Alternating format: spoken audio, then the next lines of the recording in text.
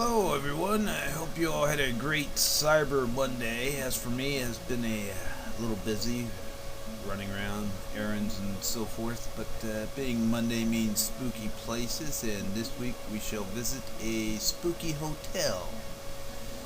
The Biltmore Hotel in Coral Gables, Florida.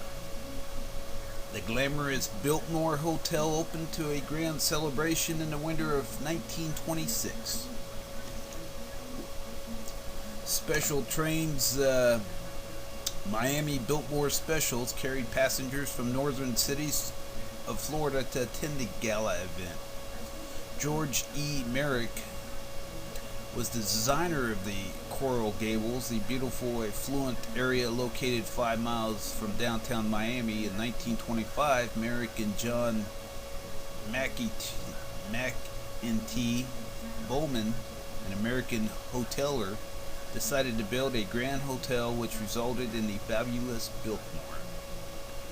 Walking into the Biltmore, one beholds huge columns, marble floors, painted ceilings, and carved woodwork. The magnificent swimming pool, still the largest in the United States, was once the biggest in the world.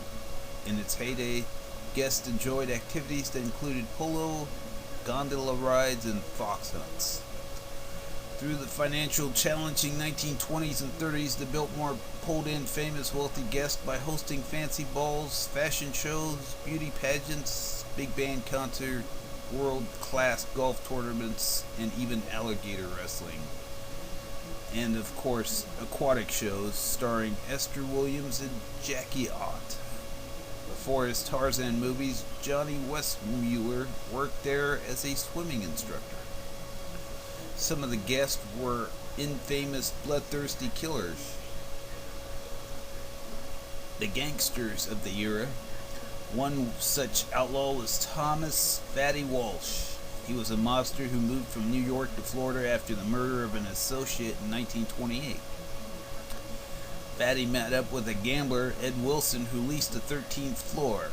Oddly enough, this hotel has one of the few hotels in America and any place else that has a 13th floor.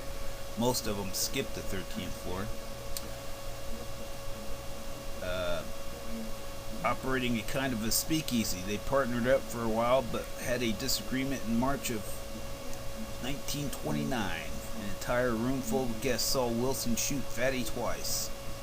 Police records of the event have somehow been lost, indicating too many that were there were city officials involved in the activities at the Biltmore. Fatty Walsh is said to still inhabit the Biltmore Hotel. He opens doors for waitresses carrying trays in the restaurant. Fatty did like the ladies. He steals lampshades, turns lights on and off, and even writes messages in the condensation on mirrors. Fatty especially likes to play with guests on the elevator, taking them up to the 13th floor rather than their intended destination. One story tells of a lady and her husband who tried to get off on the 4th floor, but the elevator took them to the suite on the 13th floor.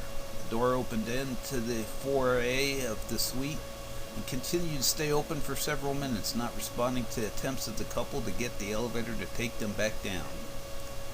Curiously, the woman stepped out into the foyer, the doors immediately slammed closed, and the elevator descended back to the lobby with the husband.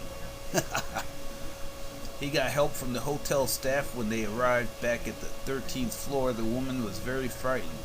She had heard someone moving around in the dark room, small objects falling to the floor, and laughing. She smelled cigar smoke. Fatty loved his stogies, like myself, and it was very cold. Another tale involves President Clinton. He was staying on the 13th floor, anticipating a football game on the television. The set refused to get any reception and then began to turn itself on and off. He decided to leave and watch the game elsewhere that night. There is a vague story of a woman wearing white who jumped out of a tower window to save her child. I'm not certain how she expected to do that, jumping out of a tower window, but like I said, it is a vague story. Guests do report seeing a woman in white in their rooms. A psychic investigating the premises referred to a love triangle murder that occurred on a balcony of the Biltmore. The building was used as an army hospital during World War II, although most of the reported sightings seem to come from a period earlier than that. During the 70s, a time when the building was closed and vacant, there were reports of unearthly laughter, unaccountable lights, and old-fashioned music. A ghost has been seen wearing a top hat playing a piano in the country club building. In the ballroom, a dancing couple vanishes and reappears as they waltz across the dance floor. Also, many witnesses have reported the spirit of a friendly lady on the 13th floor. Well, I hope you enjoyed the tales for this week, my friends, and wishing you all a spooky night.